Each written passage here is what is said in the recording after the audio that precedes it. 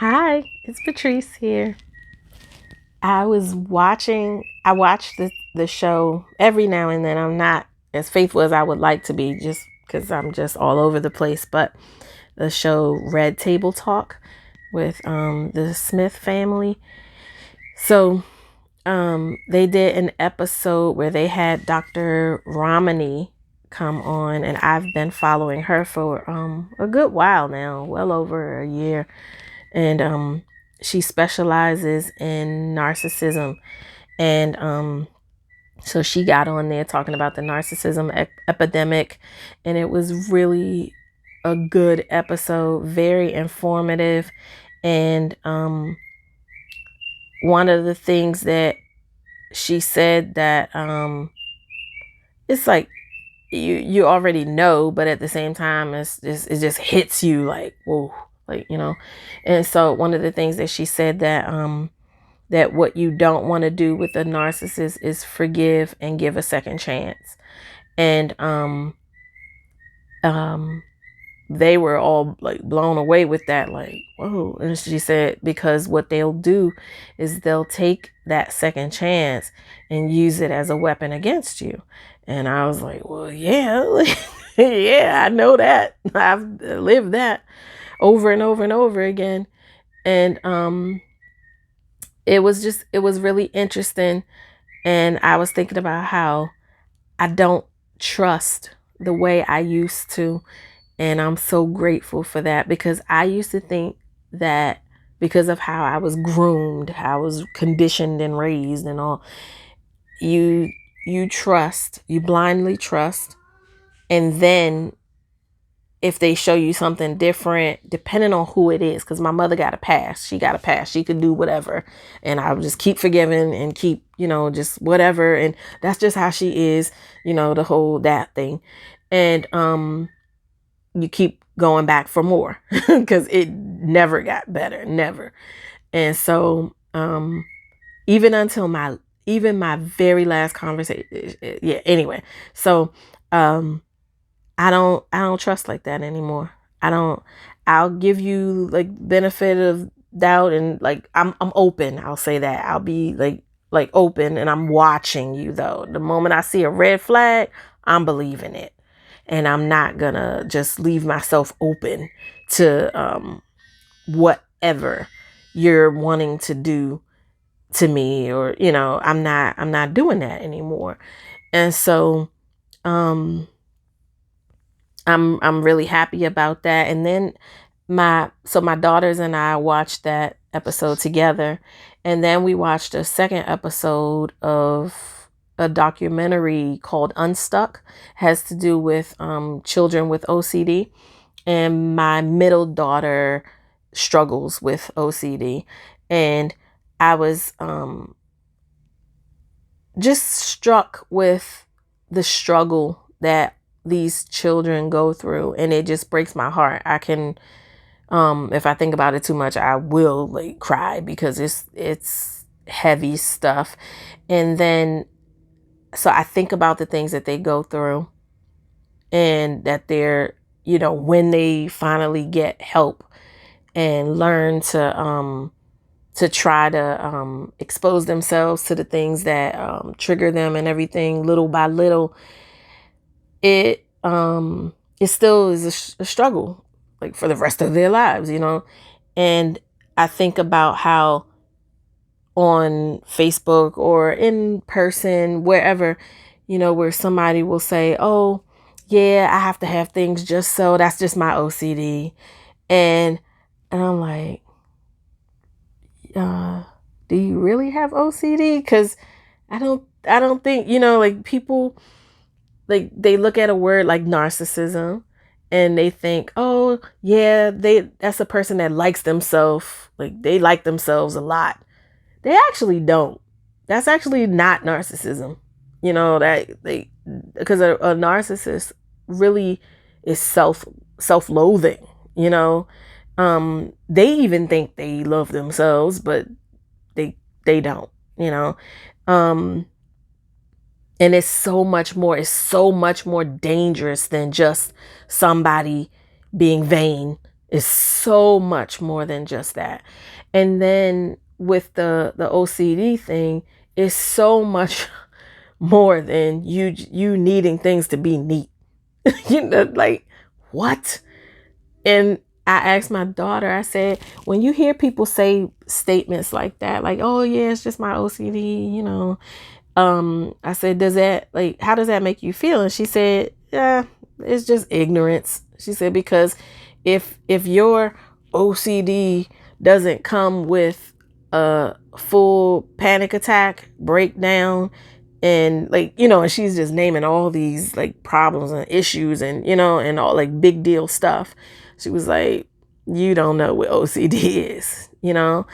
And having gone to different support meetings with my daughter and learning about adults as well as other children and young adults, like all ages, what their specific OCD does to them. My God.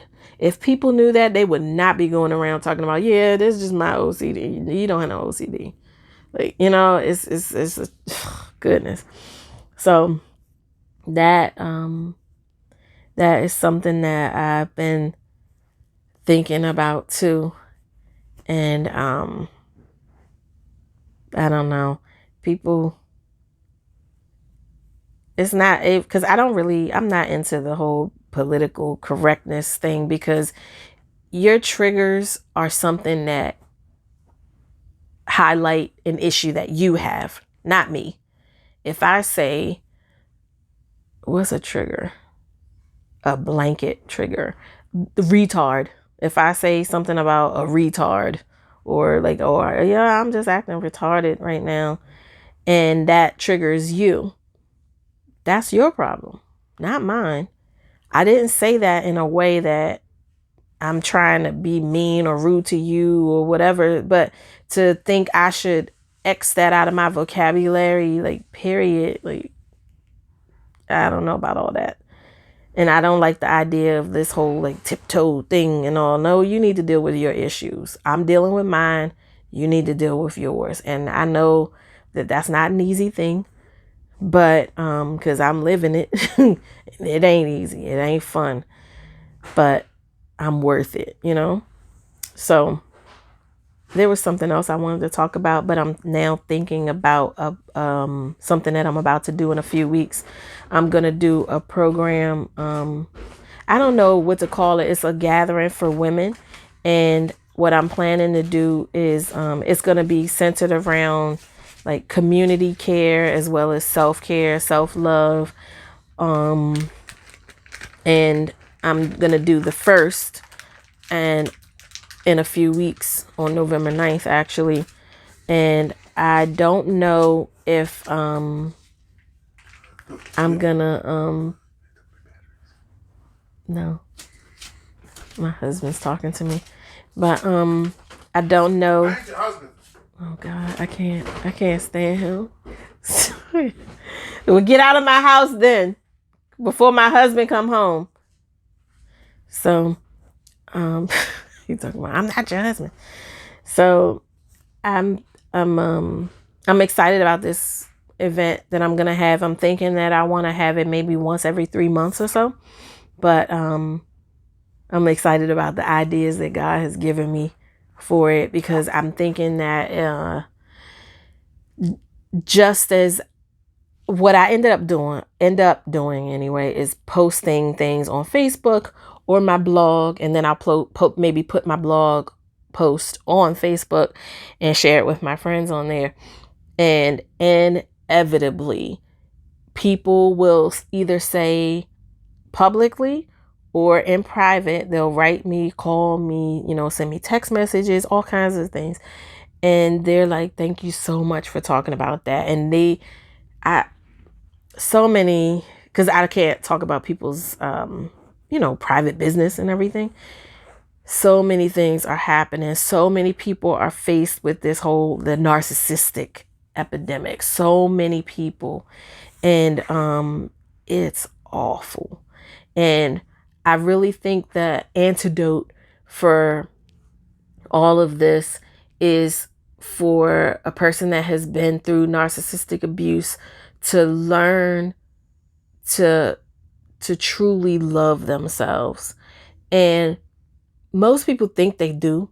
And especially the people that make it look good on the outside. Their hair is done, they wear nice clothes and shoes, and they look nice, they talk, they speak well, they're very well educated. None of that has anything to do with what's inside, okay? And it's that woundedness, that part that needs to be taken care of. Like one woman said to me, she was like, why do I keep getting involved with these guys that are all the same? They're all narcissists. Why do I keep doing this? And I said, well, what is it about them that you're like wanting to help with, And I said, whatever it is, turn that on you, turn that back and give that self to you. And, if it's that you see their wounds and you see their hurt and pain and you want to love them and nurture them, turn that onto yourself. If you see is that, there's something, they have a problem and you see the solution and you want to fix them or their problem, turn that on you. And, any of that, and I was like, and this is not for you to answer to me, but just look at that and turn all of that around to you and give it to yourself. Because while you are giving, and I could use myself for that because that was me, wanting to give and do for everybody else. Meanwhile, there's a little Patrice in here who is very wounded, who is very hurt, and she's pissed off, frankly, because not only did I not get what I needed and deserved as a child from my mother and father, but now that I'm an adult and it's my responsibility to give those things to myself, I'm still looking elsewhere, trying to give it to Bob, Harry, Jim. Like, what is that? And meanwhile, the little girl, she's still hurt. She's still, and I'm like, yeah, you have to learn to love her. Learn to love her, like really love her and take care of her. And one of the things I'm really working on now is like my self-respect and self-honor.